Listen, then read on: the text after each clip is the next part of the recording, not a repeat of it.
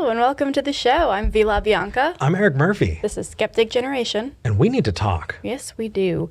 Before we get started, we just want to say that today's episode is in memory of Mrs. Rhino. I know a lot of you probably also follow Vice Rhino. I talk about that channel a lot on the show here.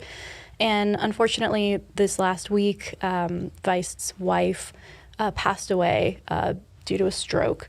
And we just wanted to make sure that we were giving that family a shout out. I know that they are fully supported by the Atheist YouTube community right now. Everybody's been giving their love and support. If you would like to help, they actually were in the process of running an annual holiday fundraiser for Project Share in Niagara.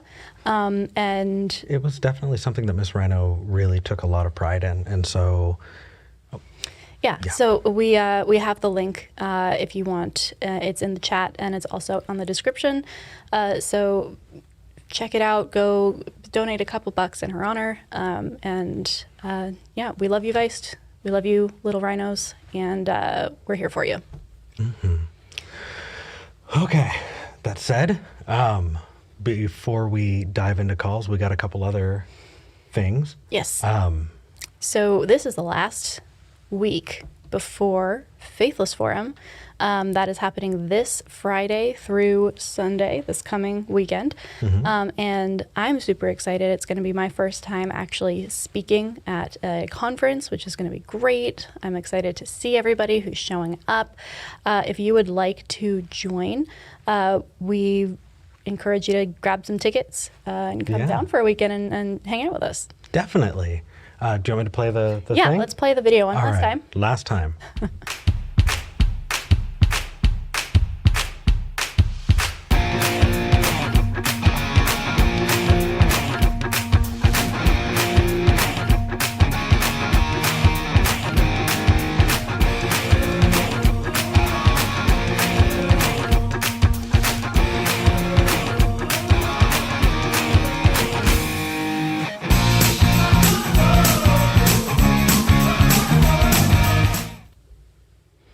I just rock out every time I hear the ending there. It's like it ramps up and then it goes away. Thank you. I found that song.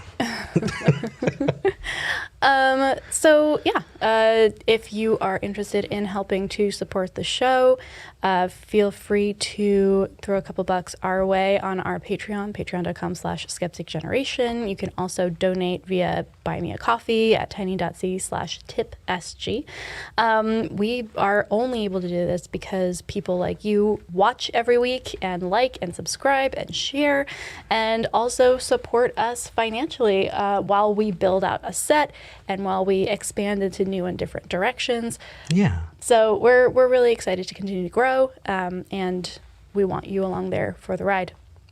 Definitely. Also, people who are on, I know we're shilling, but patrons at different levels get different perks. So if you are tired of watching ads, we do upload an ad-free version that is also audio edited, because we can't edit the audio as well live because it's just the two of us doing that.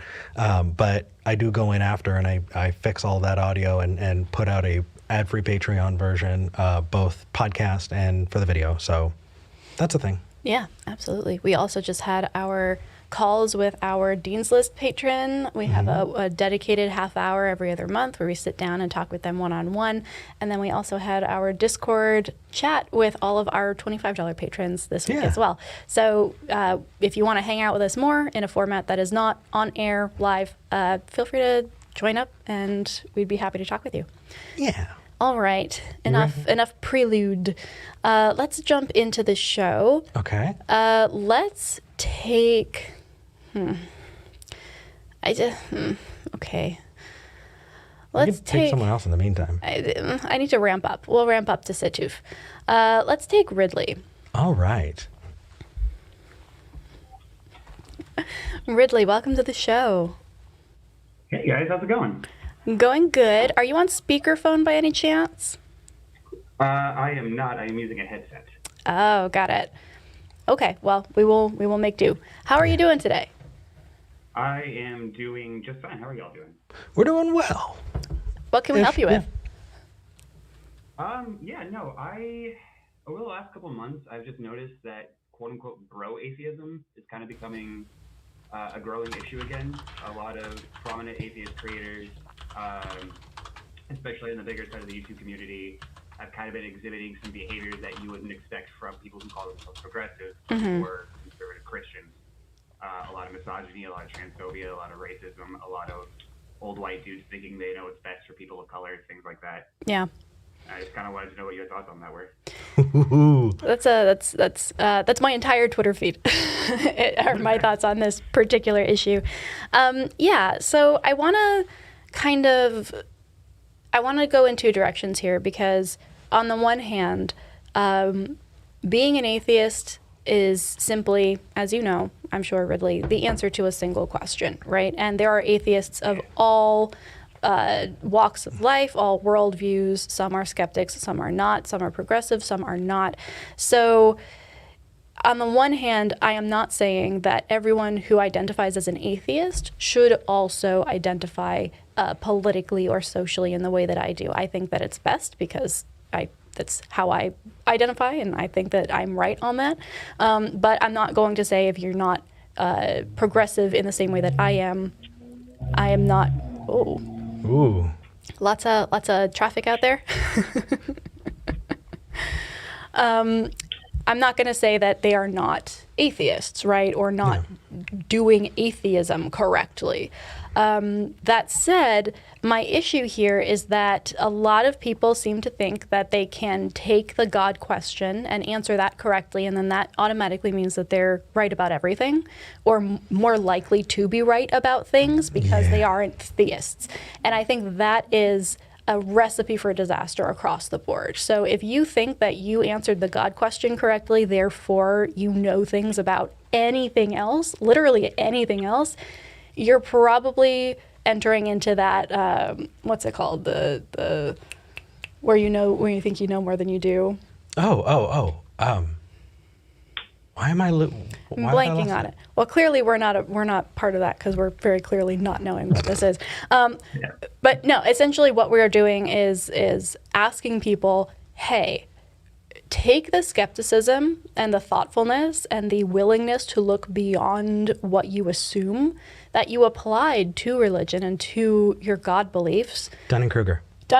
Thank you. Thank you, chat. And apply that elsewhere. And when we see people get famous and get popular for doing that in one arena and then utterly fail in another arena to do that when their voice would actually be very beneficial to the movement, to equality, that then becomes really frustrating. And I'm not going to say that they're not atheists or not good atheists, quote unquote, whatever that means. I am going to question their willingness to be skeptics, their willingness to be humanists. And I think that is kind of where I fall on that subject. Ridley, what are your thoughts? And then Eric, I'd love to hear you too. I mean, what you said makes a lot of sense. It just seems like a lot of people do stop at that, well, I don't believe God exists, or I know God exists, therefore I'm superior, I'm better than everyone.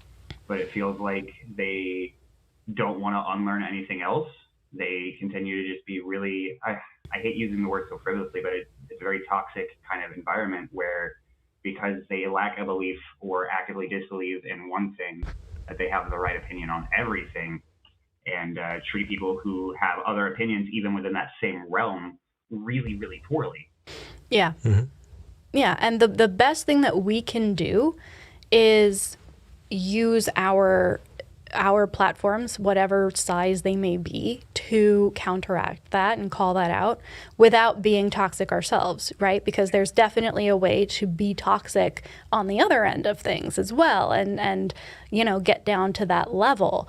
But what we want to make sure we're doing is always elevating that discourse and always bringing things back, not to the people or the individuals necessarily, but to the root of the issue and what they believe and why. And so a lot of the time I feel like the instinct is to say, well, this person is bad and wrong and I don't like this person. And there are definitely people like that I feel that way about. But that's not helpful discourse. That's not helpful in the conversation to be like, you're bad, shut up, and never say anything again.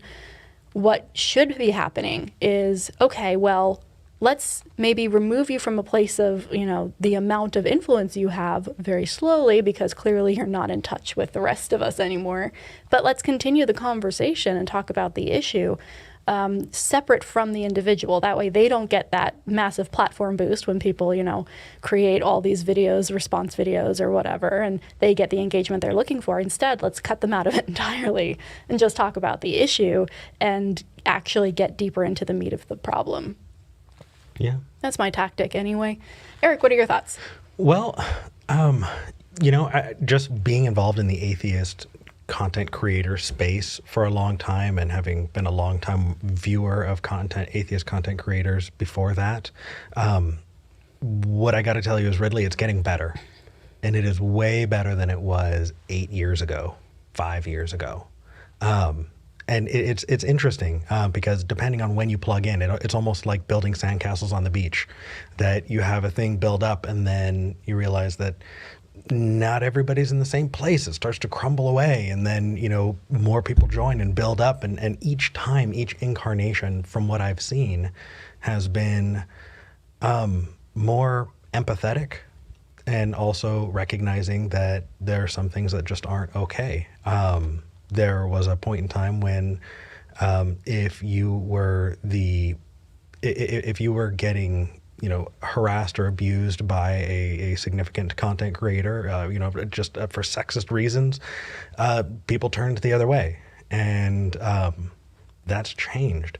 And it's just taking little bits. It's 2 steps forward, 1 step back, and it's really easy to focus on the 1 step back, but we're living proof that we are taking those 2 steps forward. So don't lose hope. Absolutely.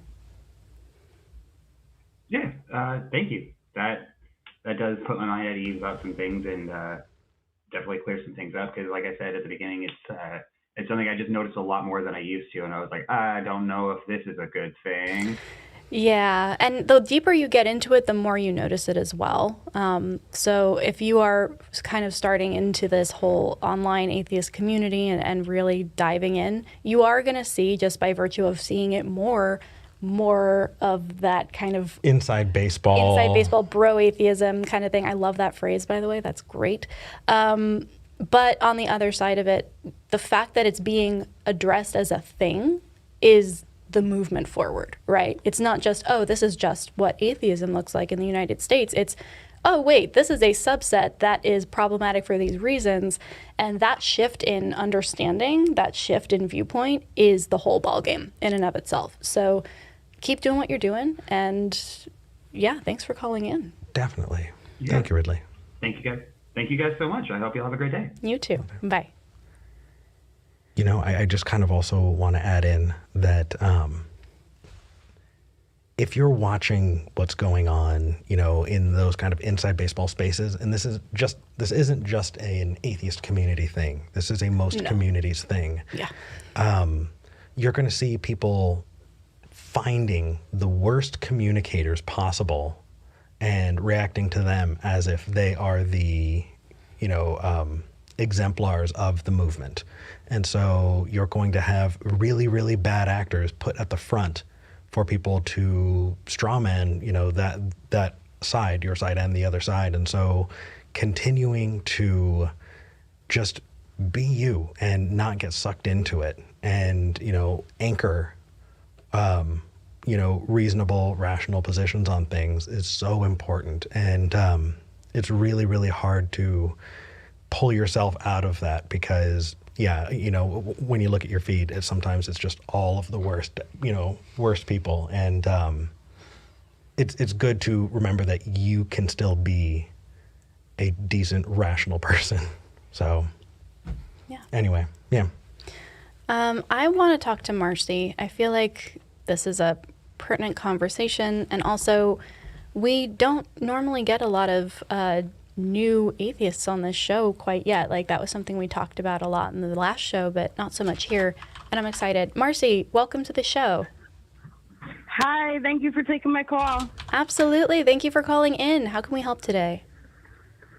So, a little bit of background. I was kind of pushed into, really strong Christian church, like evangelical, when I was about 18, and I had just come out as a lesbian. I experienced a lot of trauma and abuse, which I'm pretty sure you can understand. Like praying the pervert out of me, and just went through a lot of hell with the church, which really made me dive into the Bible, dive into God, and it led me to believing like this isn't right, this isn't real, and I found myself siding with atheist views more. Yeah. So, but I'm sorry, I'm a little nervous. I'm getting a little. That's jumped okay. up Don't be here, nervous. but- No You're good. worries. Take your time. So what used to get me by was knowing that there was a heaven. When you lost your loved ones, you knew you were going to see them. Yeah. And I'm sorry. That's okay. Okay. And knowing that that's not real anymore, I'm having a really hard time. Yeah. I was just wondering if you guys had any advice or how you guys got through that. Yeah. Oh, go ahead. Sorry. Go for it. We grieved twice. Yeah. There was the grieving that was done when that person passed, and then there was the grieving that was done when we realized that we're not going to get to see them again. And it's one of the really painful, insidious things about that belief in particular. It's like somebody saying they're going to give you $1 million at the end of the week, and then at the end of the week you don't get the $1 million, and you didn't have it that whole time, but when you expect it, when you're given a false promise, it hurts. Yeah. It's really difficult, and I think for me it helped to kind of reframe it as a thing that it's tempting to feel like they just got lost. The moment you realize that heaven doesn't exist, that was the moment that they stopped existing as well, and it feels very fresh and very raw and very new, and it feels like they died all over again. But nothing changed for them, right? Like, they didn't experience a heaven and then no heaven, right? They didn't experience any kind of change or pain after death. So this really, for me, it helped to realize this is a thing that I'm going through, but I don't have to worry about the people that I'm mourning for having to go through that. They didn't all of a sudden get lost again. This is something that I have to work through myself, but it's not impacting the people that I'm mourning. I don't know if that's helpful at all, because really grieving lost loved ones, regardless, and especially if you thought you were going to get to see them again, is hard. There's no ifs, ands, or buts about it, Marci. This is one of the hardest things that you will face as somebody who is deconverting. And it sounds like you're really being thoughtful about it, and you're really spending some time feeling your feelings, which is good, and you're thinking about this and you're reaching out to people. So you're doing all of the right things, and you're not wrong for feeling this way at all. No, and grieving is something that's going to take as long as it's going to take. Don't think that you need to just brush it off. Take as long as you need to grieve. Yeah. And then I kind of just want to add also in, because I know that anger was a part of that process for me. I was angry that I was lied to. Yes. Yeah.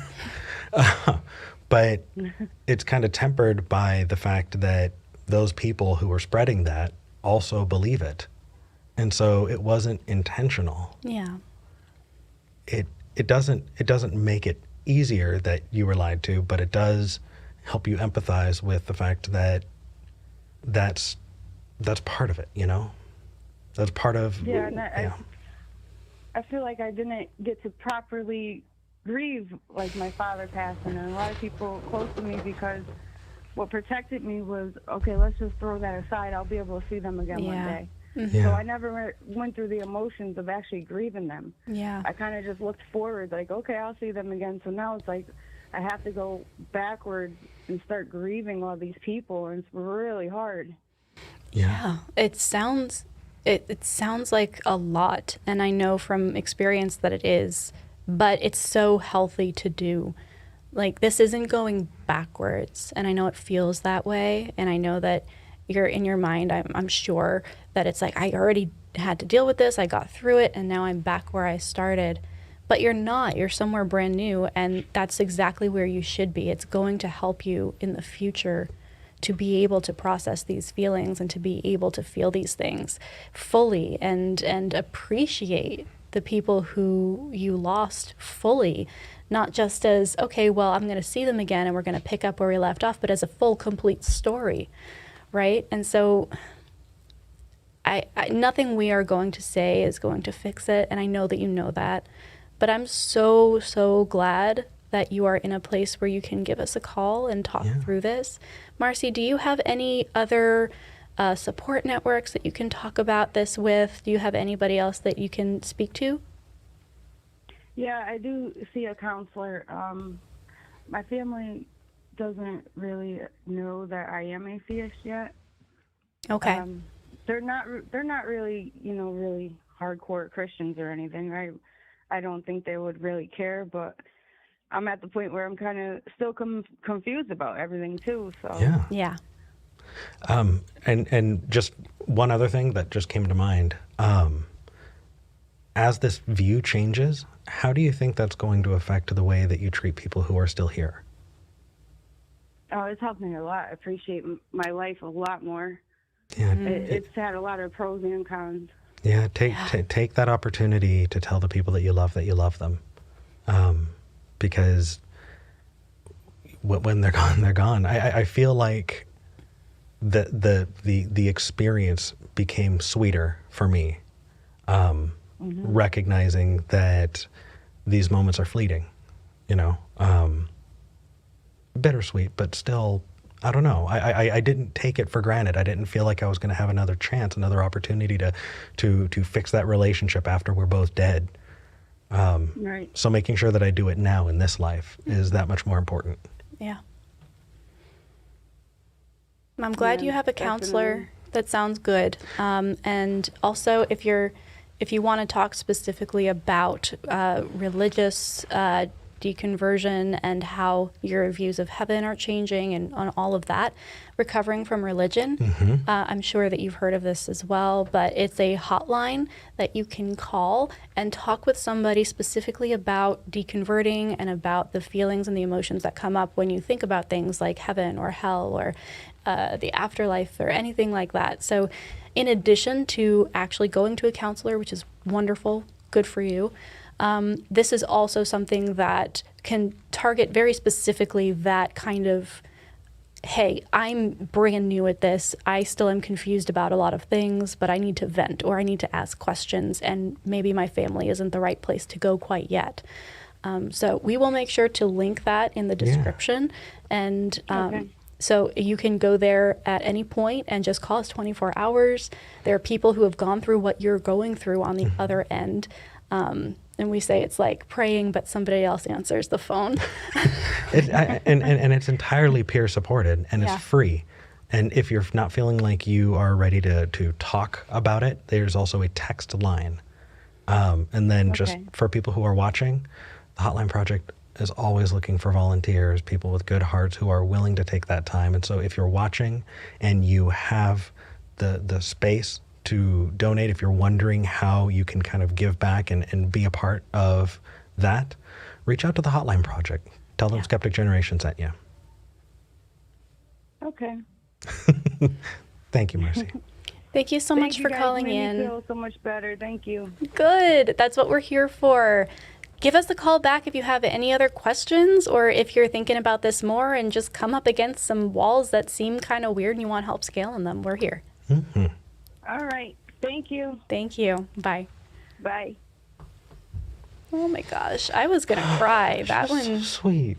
That one made me. Because it hits so close to home, Yeah, especially today. Yeah. Okay. You ready? Fine. Let's talk to Setuf in Spain. who promised to call back and has. Welcome back to the show, Setuf. Hi, V. Hi, Eric. How are you guys doing? We're doing good. Doing good. So is people have been arguing about this and debating it in the comments, and did you just switch the first letter and the last letter of fetus? Or is that your actual name and this just happens to be an amazing coincidence? I mean, it's okay if you're not using your real name. That's understandable, but I gotta know. Great question, Eric. Thanks so much for asking. Yeah, it is an acronym of fetus. Okay. We figured. Okay. But you know what? It's settling a lot of bets, so I had to get that out of the way. Cool. All right. Well, I just wanted to say before we begin, I really liked your first call. I was listening in, and I can relate a lot because this is like my third week calling into these shows. My third week, and I've been getting a lot of hate for my opinions and people or arguments, and people not attacking the arguments, but trying to attack me from accusing me to be lying about my gender, to these kind of things, or even on our last video last week, I had somebody say in the comments that you guys shouldn't even have granted me the respect that we had in the call, and I just found it amazing. So I really just wanted to share that about the first call you had. I could relate with that. well, yeah, I think in general it's a good idea because the way that I interpret when you attack a person is not the argument, is that you don't have a good argument for the argument itself. Yeah. And you're relying on attacking the person instead because that's easier. Of course, that's not always the case, but I try to avoid that when I can. So let's continue a respectful conversation today. Let's continue our call from last week. We talked about abortion last week, and I'm assuming you want to continue that. Yeah, I would like to. That's fine with you guys. Yeah, let's start in. Cool. So just to get everything back to on the same page, is it correct that in our last call we had agreed that during the pregnancy there is a time where the fetus becomes a being, which should be morally considered, or deserving of moral consideration, rather. That's what I was looking for. Is that correct, or? Kind of. I think I just want to make sure that we're clear. I think that being is kind of a useless term to use. I think that it's emotionally evocative. And so I think I can understand why you would want to use that word. I am fine, for the sake of this argument, to grant that after a certain point in the gestation, fetus has the properties of a being, and that at that point it does become, a lot more of a moral kind of internal struggle with the pregnant person, wondering what to do if, they're in a position where they cannot continue carrying that fetus to term. So yes, but let's start there. Okay, so that's the point where I want to continue it from then. So if this fetus is deserving of moral consideration at some point, would we agree that somebody would need a very good justification to kill this fetus? Again, we're trying really hard to make sure that we're finding common ground, and using loaded language makes that difficult. So let's avoid. I'm gonna ignore that for now. Let's try and avoid loaded language as much as possible, Setuf. I'm gonna do that on my end as well, so we can get down to brass tacks here. I think that in general, if somebody is considering a late-term abortion, which is, I believe, anywhere from 1% to 3% of abortions that happen, then the only reasons that would be the case is if there was a justification that their doctors believed was necessary. So either the fetus itself would not survive outside the womb, and this is a merciful thing to do because otherwise it would suffer a lot for an extended amount of time after being born, or the mother or parent is possibly going to die if they do bring this fetus to term. So Yes, I think that in general, what we see in the real world is that the minority of abortions that happen are late-term abortions, only a few percent. And in those situations, it becomes a conversation with a doctor about, is this the right option? Are there any other options for me? And if not, then unfortunately, the only option for that person is to have an abortion, because that person probably wanted that kid at that point. Yeah.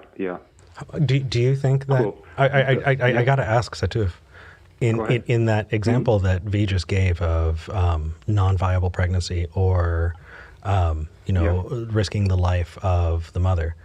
Do you feel like an abortion for those reasons is moral or immoral? Let's just say risking the life of the mother, for instance, I would see no sense in risking that, and which would basically kill both.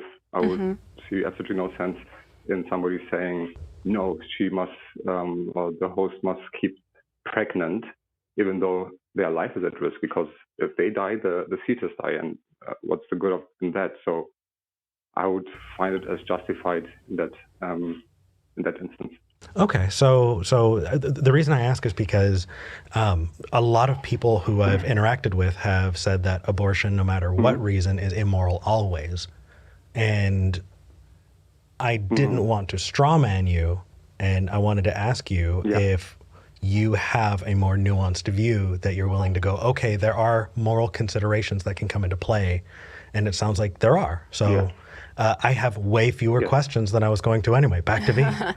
All right. So we've kind of agreed that in certain situations, when that is the only option available, or when that is the option that the doctor suggests, then we do wrestle maybe internally with the morals and the ethics of it, but it isn't the worst thing. It isn't a bad thing. So where are we disagreeing here?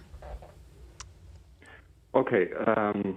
Maybe because for you guys, it's clear as day that this fetus only deserves, I don't want to strongman you as well, so correct me if I'm wrong, but maybe where we are disagreeing is that for you guys, it's clear as day that the fetus only becomes something with a subjective experience in the third trimester, and that is not my position.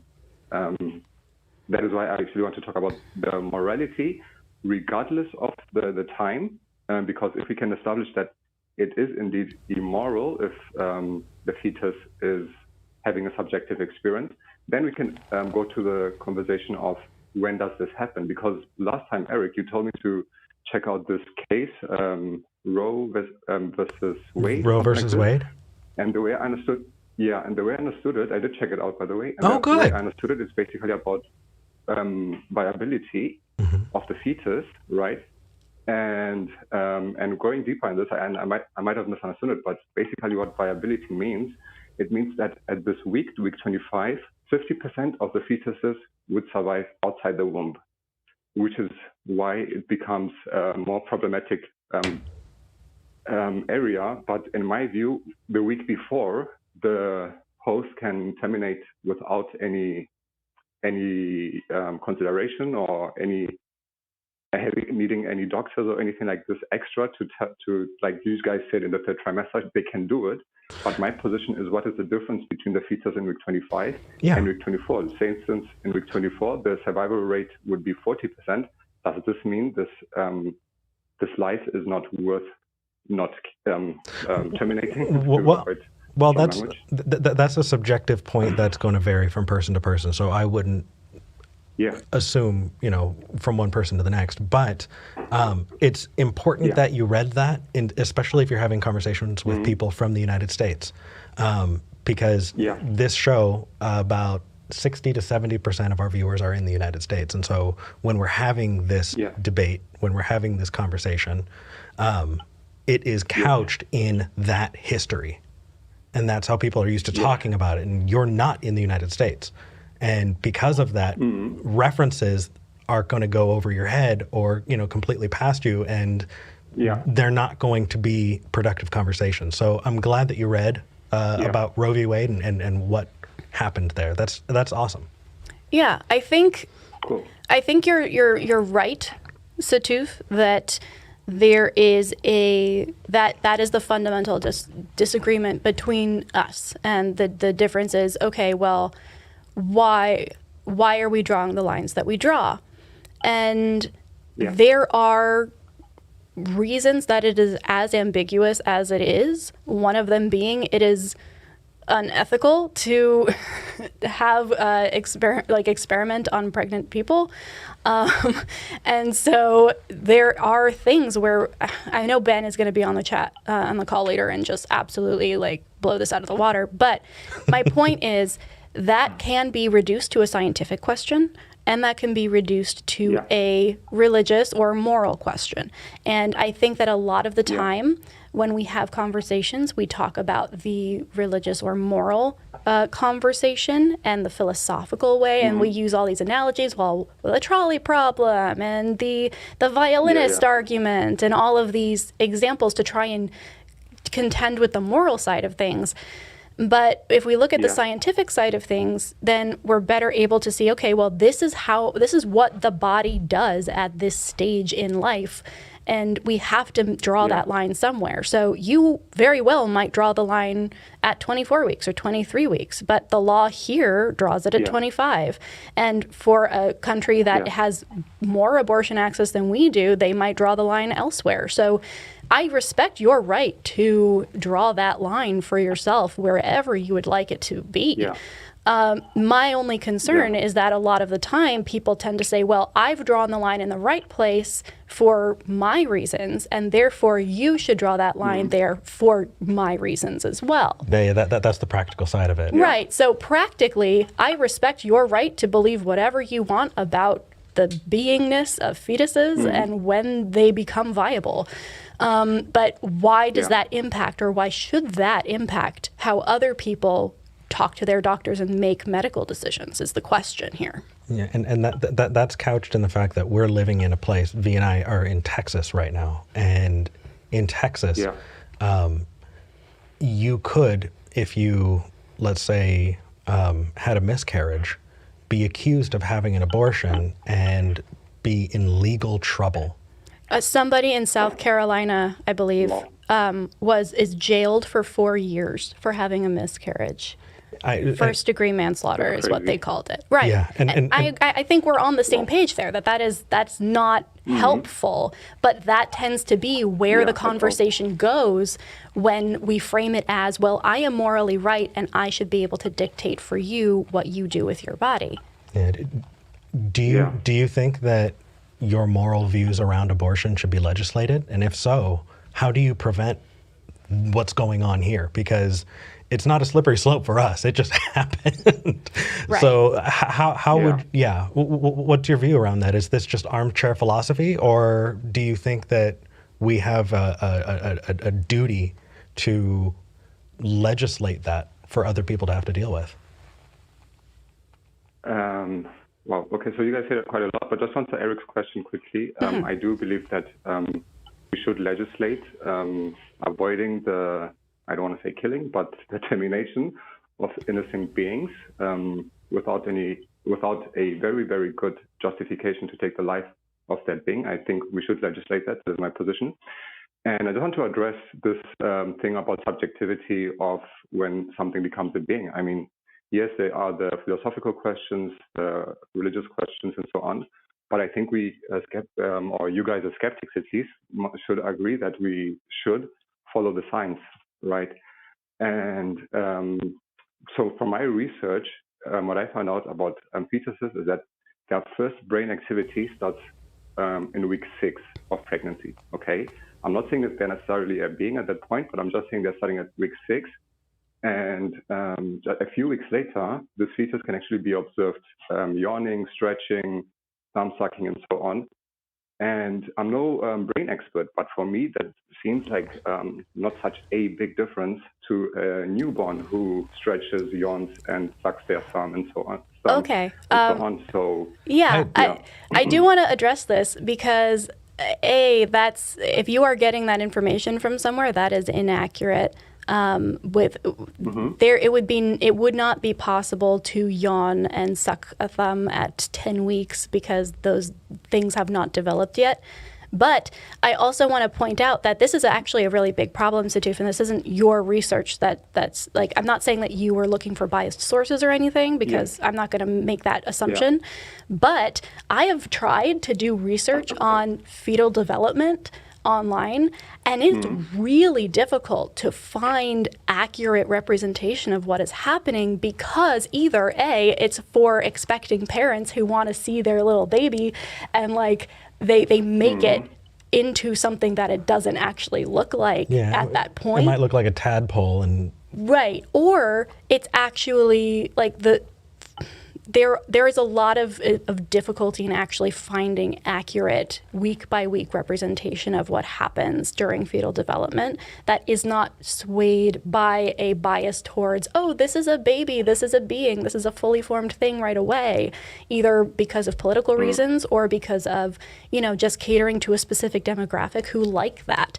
So I would push back a little bit on that and encourage you to maybe do a little bit more digging. And if you find really good resources, definitely send them my way, because I'm also looking for that. But I think if we're going to be going down the scientific route, I really want to jump on the next call, because we have a medical student who is practicing in surgery right now, and he actually wants to talk about this as well. So Setuf, listen in to this next call, and maybe give us a call back once you've synthesized that information, and we can continue the conversation. Yeah. Cool. Would you guys say that this would be classified as a being if I can send you information that at 10 weeks old, it's sucking its thumb? So again, we have a little weirdness around being, and me personally, I'm also willing to grant that shrimp are beings. And so there's a lot of beings? Sorry? Shrimp. Or like fish. Shrimp. Yeah. And so, of course they're beings. Yeah. And of course they are. Yeah. And I don't have moral compunctions about eating them. So it gets real icky real quick, but I'll do my best, and we're going to do our best to approach this honestly and openly. Yeah. Thanks for calling in, Setuf. Cool. Thanks, guys. Bye. Thank you, guys. Thank you. People have said, especially in the comments, that when it comes to these conversations, women have the right to pregnant people have the right to terminate a pregnancy for whatever reason they want, and that's the end of discussion. And while that's understood, there are a lot of people who haven't had any kind of conversation around it, haven't considered or thought about it, and the fact that we have this platform, the fact that we answer the same questions over and over, they're answered for us. I mean, if somebody calls in and says they want to talk about the teleological argument for the existence of God, do you think we haven't answered that? We do. But the reason we do it isn't for us. It's for the people who are watching that can benefit from seeing those conversations had without the vitriol. Right. And also, I do want to bring up a couple other things along that line. I agree to an extent. Like, if you don't have a uterus, then you should not be deciding what happens in a uterus. Yeah, cool, good. I agree. Unfortunately, the reality is, A, we live in a society that most of the leaders in our society do not have uteruses. And so we have a problem if we say we're not even going to talk to you guys about it because you don't even get to have the conversation. Meanwhile, they're the ones making the laws, right? The least we can do is try and get people on our side regardless of their anatomy, right? But the other thing that a lot of this rhetoric kind of forgets is that a lot of people with uteruses are anti-abortion, right? A lot of people are anti-choice who also are women or people with uteruses. Yep. So there is that dual stuff as well, because if somebody with a uterus is listening to this show and their views are changing, well, we want that too, especially if we're going to say only people with uteruses can make these decisions, right? So yes, and let's be more nuanced here. Yeah. And if you're pulling your hair out, we're having the conversation, so you don't have to. Yeah, believe me, I'm sitting on my hands trying not to scream, but like we're gonna get through this, and the leveler ahead that we can keep, the more people will be interested in actually having a conversation. And if somebody wants to and you don't want to have the conversation, send them the link to the video that and see what benefit they had, and see if they're able to have a more nuanced conversation because they were able to engage with it in a non-vitriolic way. Absolutely. All right, let's chat with Ben in Arizona. Please. Because I need some education. Hey, Ben. Hi, how are you guys doing? Oh, we're doing okay. We're quickly being drained, but we're excited to talk with you. How are you doing? Yeah, my blood pressure is very high now. Yeah. How badly did we fuck up? What's going on? we're not professionals, so like. Yeah, I mean, you did fine. There's some things with the colors argument, and I see this a lot. People are approaching this from a very emotional standpoint, and we're missing the point with these discussions. And I kind of want to explain why that is. So beingness of the fetus or the gestation doesn't matter. It's irrelevant to this entire conversation. So I kind of want to lay out some definitions, and then we can talk about it from there, because there's a lot of ambiguity, and people are taking these terms and using them in ways that they're not intended to be used. Okay. So a lot of this centers around kind of two factors. So number one is that 20 weeks of gestation and earlier is considered non-viable. Once you hit 20 weeks or beyond, it's considered viable. And then even as you get closer to 24 weeks and beyond, there is a greater likelihood that if you were to deliver the gestation, that it would survive without parental help. So that's one factor. And then the other factor is whether or not it is spontaneous or induced. So I'll cover that with the specific definitions. Okay. So when we're talking about an abortion, this is all related to the ending of the pregnancy. It has nothing to do with whether or not the gestation survives. It is only about if the pregnancy is still happening or if it ends and at what stage the pregnancy ends. Okay. So an abortion, by definition, is an ending of pregnancy 20 weeks or earlier. So this could be spontaneous. So if you hear a spontaneous abortion, that's also a miscarriage. So that is a spontaneous ending of pregnancy 20 weeks or earlier. And then on the flip side, you could have a non-spontaneous or medically or surgically induced abortion, and that's a non-spontaneous ending of pregnancy 20 weeks or earlier. If it's after 20 weeks, it's a delivery. And again, this could be spontaneous or non-spontaneous. So a spontaneous delivery, your body goes into labor, you deliver the baby organically. But let's say you go into the hospital for an induction. Let's say maybe you're at 37 weeks, but the baby was going to come at 40 weeks or 39 weeks. You're inducing a delivery. This is a termination, because a termination is a non-spontaneous ending of pregnancy regardless of the stage. So you could have a termination and still have a living baby, living gestation. Interesting. Okay. So if somebody is saying that abortion is murder, they're not taking into account that we have these very, very specific definitions of things. I really have to tighten up my definitions. That's what I was saying last week. I was like, okay, well, it's not, the goal is not to kill anything. The goal is to end the pregnancy. And unfortunately, a lot of the time, that means that the fetus doesn't survive. But not always. Right, which exactly. Highlights the point that there are different conversations being had. One is about the right of a person to make those medical decisions, and the other is that kind of armchair philosophy. When is a person kind of thing? But those may be correlated, but they're not, hand in hand. Well, correlated? No, not correlated. I don't know. I gotta work on that. Associated? Associated. Thank you, Ben. So if we're going to have this conversation in a beneficial way moving forward, what can we get better on? Like, I think I might just make flashcards, honestly. After what you said, I'm just going to go back and write it down. But coming from someone who is in the medical field, who is putting in the footwork and is dealing with this pretty consistently, what are we missing, or what's being missed in this conversation? I think we need to communicate like this point that you can have a termination that's a living gestation. And especially kind of the debate then here isn't about whether or not you should have a termination. And as you mentioned, like there are plenty of medical reasons why we would terminate, and I have a whole series of videos on this.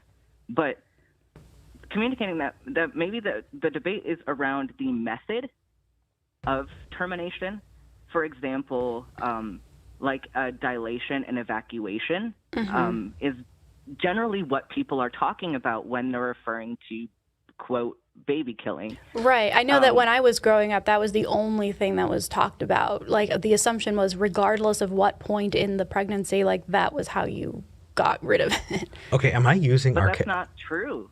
Yeah, exactly. The other ways you can do it are with an induced delivery. Yeah. Using like prostaglandins, so namely misoprostol, is used in, quote, abortions. It's also used to induce delivery of someone who wants to keep the baby. Yeah. So you can go through the same exact process to deliver a baby as you would for somebody who's at term, but you might do it earlier for a number of reasons, and that has nothing to do with if the fetus is going to survive or not. Right. So I guess the question really needs to be, like, how are we communicating the methods of these terminations? And then what are you doing? Are you taking any medical intervention after the pregnancy ends in order to preserve life or not in the gestation that is now expelled from the uterus? Because that's a whole different discussion. But I think that maybe needs to be where we take this instead of focusing on just the pregnancy itself. Yeah, I like that. And then the conversation could be, okay, pro-life person, what are you doing to invest in ways to keep, fetuses alive outside of the womb? Like that seems like a much more reasonable focus and useful way to spend your time than arguing against abortion, right? Absolutely. I am so behind, and I'm really just seeing it. How long has it been a dilation and evacuation? Because when I learned about it, it was a D&C. Well, you can do a D&C or a D&E. Depends. Okay, they're different. Yeah, they're similar, but they're different. A D&C is only used very early on. D&E can be used up to, I think, 24 weeks, and then after that, it's going to be an induced labor. Got it. Okay. So, wow, even the 1 to, what was the percentage of abortions that take place after 25 weeks, Ben? I know I messed up the percent. I have no idea about statistics. I just know the medicine. Okay, that's fair. Stay in your lane. I love it. I believe it's less than 3% of abortions take place what we would consider late term. So in those cases, which are the ones that every anti-abortion person is on about, we're not even using D&E. Like we're inducing delivery at that point. Yeah. And then there's actually a really good chance that the fetus survives anyway. Yeah, and this is a funny statement that like a certain previous president had mentioned. Just like the phrase that you are ripping a baby out of the womb like moments before birth is incredibly ridiculous of a statement to make, because like at that stage, like if they were going to organically have a delivery, and you deliver before then, you're just moving the delivery back. You're not doing anything different. Yeah. Just a preemie at that point. And maybe not even. Like if it's 37 weeks or after, it's still term. So like if your baby was going to come out naturally at 40 weeks, but you delivered at 37 weeks, it's still a term baby, but you just took it out sooner. Yeah. Wow. That is so crystal clear and free of, see, this is the thing. This is why I personally have so much like frustration and like tension around anti-choice arguments, because here's the difference, right? We see the difference in these last two calls. When you're arguing against it, it becomes this like mass of like, well, here's an analogy, and here's loaded language, and here's an assumption, and here's maybe some science but misunderstood, and it's all kind of like this amalgamation of just confusion, and you get lost in it, and you're like, okay, well, what do I correct here? Yeah. And then the second somebody who actually knows their shit comes on and is like, no, here's what happens, it feels like it's clear. Like, you can follow the conversation a lot better. So, like, the second that somebody calls in with this kind of logic and background and expertise that Ben has for the other side, then we can have, like, a really good conversation. But I don't think that's going to happen because the science simply isn't on that side of things. And something here, too, just, like, this argument of people trying to make these medical decisions for other people is dangerous. Like, people are practicing medicine without a license. Like, they don't know the background of this. They don't know when we would need to terminate a pregnancy. And there are plenty of reasons why we would do this. And I don't want to, like, fear going to prison because I saved somebody from having organ failure. That's a real risk. Mm-hmm. No, absolutely. There was a lawmaker in Ohio, I believe in 2018, and I forget his name. Of course, it was a he. And he signed on, he like co-sponsored a bill that would make it illegal to fix an ectopic pregnancy without, quote, putting it back into the womb. Like, you couldn't operate on somebody with an ectopic pregnancy, which is an embryo that has developed outside of the womb without, quote unquote, putting it back. No scientific research at all went into this. He didn't even ask a doctor, like, is this possible? Because the second it got, like, introduced, right, everybody who knew anything was like, you can't do that. Like, we are not physically capable with our current scientific understanding of making that even happen. So people are signing these bills with absolutely not only misinformation, but zero information at all, and no effort to find that information. So yeah, as much as scientifically the science is kind of just like set at this point here, the problem ultimately is that assumption that I can make a decision as a non-expert on what an expert can and cannot do, and put some kind of moral compunction involved. So yeah, we need to move on to the next call. But Ben, as always, thank you for calling in. You're a breath of fresh air, man. We'll make sure that in the description we link to your channel. Guys, Ben does his own stuff on YouTube and regularly breaks down really important medical and scientific topics that are, current and influencing social conversations today. So, Ben, thanks for calling in. And I'll see you this weekend. You will see us this weekend. Oh my gosh, I'm so excited. Yeah, people are wondering, is that student Dr. Ben? Yes, indeed. Yes, it is. Okay, we've got a theist on the line. Mm-hmm. Let's talk to Joe in Kansas. Joe, welcome to the show. Hi, Eric. Hi, V. Thanks for taking me. Wasn't sure I was going to get in. No, absolutely. Next time, call earlier, man. I thought you guys started at 12. I only discovered your show about. Oh, well, welcome. Okay. Happy to have you. Forgiven. Call earlier next time. What do you want to talk about? I had a hard time breaking it all down for the call screener.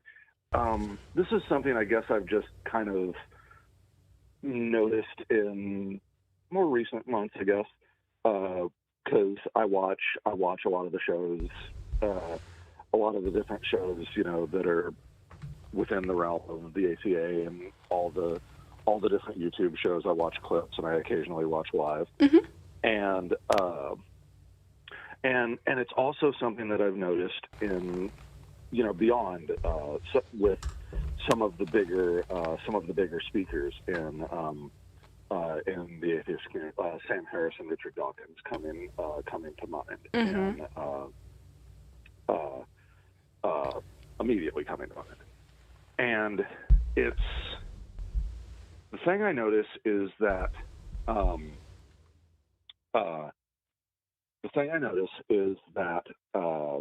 anytime we're getting into really big questions, questions about the nature of the universe, or the beginning of the universe, or deeper philosophical or logical questions, and I suppose this is something that just kind of happens naturally.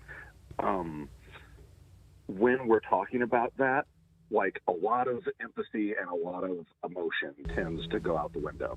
Mm-hmm. And like the best examples I can give is that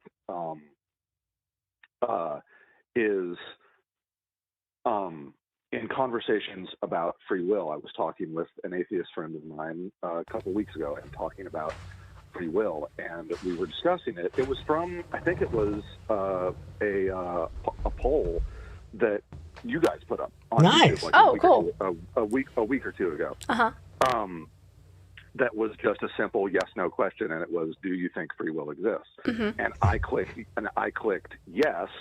And I remember when I clicked yes, I was hoping that the majority was going to be in the yes category, and it was, but like barely. But barely. It was like 52-48. Mm-hmm. And I just remember thinking back to one of the big conferences that Sam Harris was at, and he did a whole hour-long conversation about the nature of free will. And I don't claim to know that I will ever know more about the brain than Sam Harris, but I remember him saying, his belief in that free will doesn't exist is because when under like an MRI, you can see that neuron impulse starts like 0.3% of a nanosecond before the actual decision is made. Oh, I remember So, that like, study. Actually, believe it or and- not, that study was debunked. So he's going to have to find something else if he wants to continue his worldview. But Joe, let's get to the heart of this, because I get where you're coming from. We do need to keep things moving. So Right, I'm sorry. The crux of this question seems to be that it feels like a lot of the answers that atheists give, both on shows like this and in bigger forums, are kind of apathetic or don't have that emotional component. Is that kind of where you're coming from? Yes, and it seems like, I know no one's trying to be an asshole when they're talking about whatever they're talking about. Some people are. Some people are, yeah. But if I could just one more quote here, I remember a movie from several years back, Watchmen, the movie version of Alan Moore's graphic novel. Mm-hmm. There's a moment in that movie where the superpowered man that Billy Crudup plays, Dr. Manhattan, who is something just shy of a god himself. Mm-hmm. When being interviewed, some person asks him about a person who he used to work with who had just recently died of cancer. And one of his comments when talking about it is either way, it's irrelevant. A deceased human body and a living human body have the same number of particles. Structurally, there's no difference. So that thing might be true, but it's also totally irrelevant because it just makes you sound like an apathetic asshole. Right. And I feel like that, unfortunately, some of the deeper conversations get into that. Yeah, well, let's close to that realm. Yeah, and I agree with you to an extent, Joe, because here's kind of where I come from on that. There are two sides to that. On the one hand, you're kind of right that a lot of the time it becomes this really kind of like mathematical, scientific, kind of cold conversation around these topics that are huge and speak to the human experience. Why are we here? What is our purpose? What happens when we die? Those are huge questions that require huge answers, it feels like. But I do want to point out two things. On the one hand, I agree that that happens. But that's one of the reasons why I don't know, Joe, if you've seen Midnight Mass on Netflix. Can't say I have. It has some of the most beautiful, emotional, evocative conversations about an atheistic worldview that I've ever heard. Like, it rivals in poetry and evocative emotion a lot of sermons that I've heard, and it's beautifully put, and it really speaks to me in that, like, deep in my soul, quote unquote, kind of way. Right. So I think we have a lot of room to grow in the way that we talk about things as atheists that is both scientifically accurate and also honoring the fact that these are big questions that evoke big emotions. The other side of that, though, is that a lot of the time, emotion is used against us as atheists in conversations around this. So it becomes appeals to emotion a lot of the time where, well, doesn't it feel better to be like this? Look at the trees kind of right. stuff. Or just it feels right, or it feels intuitive, or it feels like we're part of something bigger.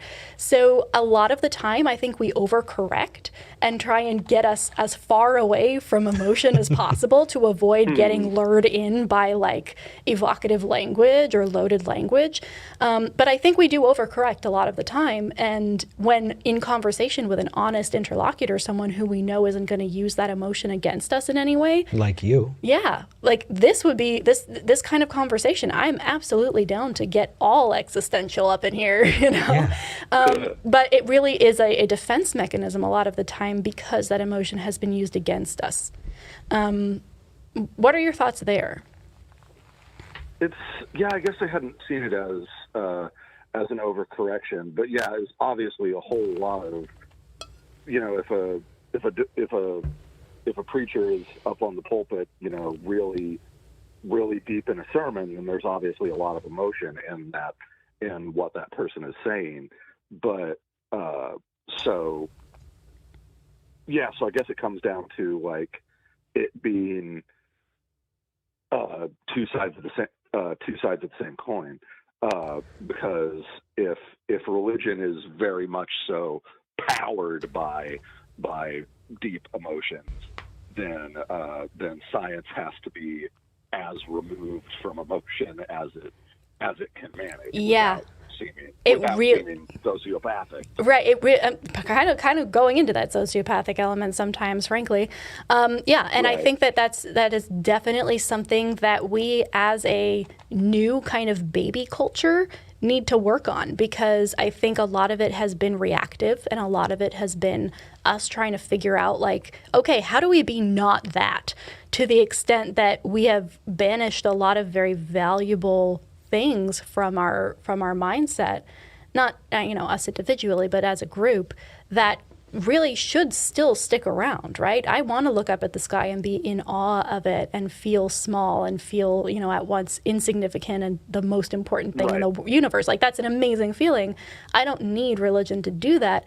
But a lot of the way that atheists talk about science and talk about religion, it makes it feel like the only options are either you're a religious person who's emotional or you're an atheist person who isn't. Just the mention of Richard Dawkins at the start of my call, it was the thing that I guess initially got my attention about this topic was hearing Richard Dawkins. I mean, I don't have the exact quote, but Richard Dawkins said, and I just remember hearing the quote and thinking, like, Richard Dawkins said that? Holy crap. That's okay. I think we get the point, for sure. Okay. But just, if I may tie in just a little bit as well. So there are two things. V did a really good job of describing that, and I think that a lot of it is also the result of us learning more about the world and going, holy shit, what do we do with this now? We're exploring, but that doesn't mean we've contextualized it in a way that we're able to really work through. And it's not new. It's not new. And there have been versions of this for a really, really long time. If you go back to Socratic questioning, when you get to the very bottom of I don't know, that's aporia. when the bottom drops out of your stomach a little bit and you're like, well, shit, I guess I don't know. That 3-year-old really fucking got to me, They kept asking why, and then later on, when you have this push for nihilism, and people, if you haven't read, and looked into Nietzsche and looked into, Camus. The ethical question about, we heard the ethical question about the drowning baby. Yeah. And same sort of thing. Yeah. And when the bottom drops out of your moral framework, they called it anomie, and you're like, holy shit, what's going on? How do we, part of the way that I deal with it is I will remember that what I'm discussing is descriptive, not prescriptive. We live in this world. We live in this world together. We're doing it right now. You don't need to make a decision about it for it to already be doing what it's doing. When we talk about morality, people always want to start with, well, what kind of morality do you want to have? Well, how have you been living up until now? How has the rest of society been this way? It's not how should we be. It's why are we the way we are currently? And when you recognize that, it's not something that is taken away. It's just having a better understanding of the world around you. And sometimes it's absurd. Somebody messaged me. I was really hoping that they'd call in, but they were wanting to talk about, well, why would you even do things if there's no point? Because I want to. Because if there's no baked in meaning, that means we get to give it meaning. And if somebody else is saying there's baked in meaning, well, you know what? I think they're giving it meaning too.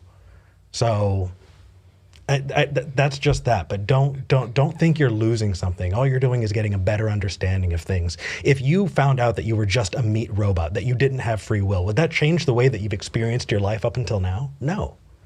Would you still need to eat and still make decisions based on the information available in front of you? Yes. It would be a fact about things, a description of it, not a prescription for the way you should be moving forward. And that can help ground. At least it grounds me. Okay. Yeah. Yeah, the difference between descriptive and prescriptive is a good way to look at it. Yeah. Joe, this was an awesome conversation. I really appreciate you calling in. I apologize if I rambled a bit. That's okay. Every time I've ever called in to a show like this, that always happens. As long as you recognize that we're going to wrangle you and we're not trying to be assholes, but we're just trying to keep the show moving. And we're good. Right, absolutely. Yeah. All right. Well, thank you for calling in, Joe. Appreciate it. Yep. Thanks. Bye. All right. I really like the way that kind of, because especially after the abortion, like I feel this show is kind of, this episode in particular is kind of covering a lot of, we started with somebody who's deconstructing, we're at like, I'm really liking the potpourri of what the callers have been so far today. Ah, the potpourri. Yeah. I like it. I like the bouquet. All right. Last call for today, Bree in Iowa, I think. Bree, welcome to the show. Hello. Hi. How's your coffee today? It's delicious. Good. How can we help today? What's on your mind? Well, I kind of wanted to talk about the death penalty. Okay, let's end on a bang.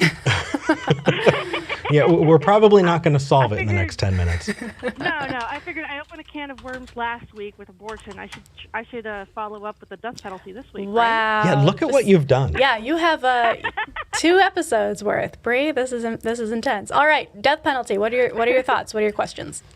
Okay, well, I personally oppose it. I'm not sure what you guys' position is on it. Yeah, I honestly need to do a lot more looking into it before I can make an informed decision. My instinct is to be against it, and I've also watched, I think Sean on YouTube has an incredible video on the death penalty and the arguments for and against, and comes out against as well for some really good reasons, including fiscal ones and ones relating around the viability of certain kinds of evidence being over-assumed for a lot of the time, and many people actually being innocent who are then killed. So I'm against it for now, but I'm open to a larger conversation around it. Now, Eric, how about you? I definitely see a need to remove people from society that would be dangerous to themselves and society. I don't think that you need to kill them, and I don't think that that's where I want to go. Kind of building on that last call, I think that we don't really have free will, and I do think that we can be reprogrammed. Yeah. And I'm sure that I'm preaching to the choir, and everybody can be, of course, Eric. I want a system that's geared toward recidivism, but that's kind of standard at this point. Yeah, I think when I first kind of encountered it, I was like, well, we shouldn't be killing people. We should just be putting them somewhere where they can't hurt other people. And the argument is always, well, it's so expensive to do that. And actually, broken down, it is more expensive to enact the death penalty than it is to just keep people alive and away from other people. But Bree, what are your thoughts here? Why are you calling in? So, I mean, like, my rationale for why I oppose the death penalty is because, I mean, first and foremost, there is a rather horrifying number of innocent people on death row, by which I mean more than zero. And even if we could be absolutely certain that every single person on death row was guilty, there's also the fact that, and I think my primary reason for being against it is that someone has to actually carry out the execution. And that means employing someone within our society to go out and kill someone in cold blood when they're not in danger, nothing. Their job is literally to go and kill someone. Yeah. And that, I don't think Kids, that is a job that should exist in a society with the capacity to safely and humanely contain dangerous people. That's definitely not a job that you dress up for as a kid, saying that you want to do. I mean, firefighter, police officer. There are, I know some kids who would absolutely dress up like that. Kids can be dark. But yeah, I agree, Bree. I think that it's assumed to be the way things are. And just the way things have to be, but that's not the case. And if you look at the statistics in terms of how many countries and which countries still even have death penalties, the U.S. is the only, I believe, developed nation that still carries that out. Most of the world has figured out that that's not necessary and has found other ways of doing things. So this assumption, again, kind of going back to that very first caller, Ridley, today, that concept of, well, this is just how things are. I deconstructed maybe this thing over here, but we don't talk about that, or we don't question this. We need, as a culture, to be willing to tear apart things that we take for granted and see if they actually work and if there are better ways of doing things. And the death penalty is definitely one of them. Yeah. And I mean, and there's also been a ridiculous number of botched executions where you basically ended up torturing someone to death because the chemicals used for injection is basically you can't get them legally in the United States anymore for executions because nobody will sell it to you. Yeah.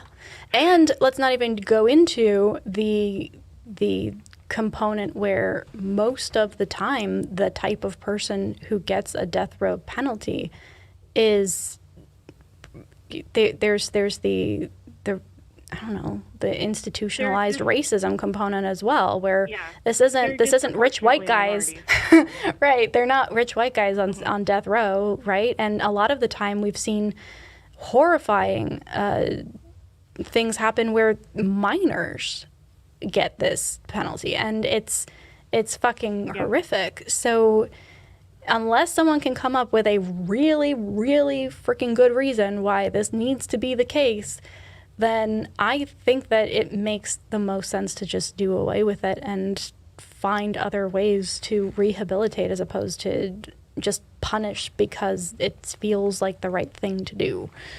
So, heavy last call. Last topic. Seriously. But Bree, thank you for praying to the cat gods and getting on the show today. Yeah. All right. Well, have a good rest of your day. Yep, you too. Yay. Wow, heavy calls today. I know, right? Like, what happens after you die? Is abortion okay? What about the death penalty? Yeah, we're putting our viewers through a lot. That's an average Sunday morning. Thank you so much, you guys, for sticking through this with us today and being chill and having awesome conversations in the chat, and for these super chats, which we're going to read out now. Yeah, let's start with Jesse Chappelle, who says, "Hi guys, I also play with tarot cards without believing in any magic.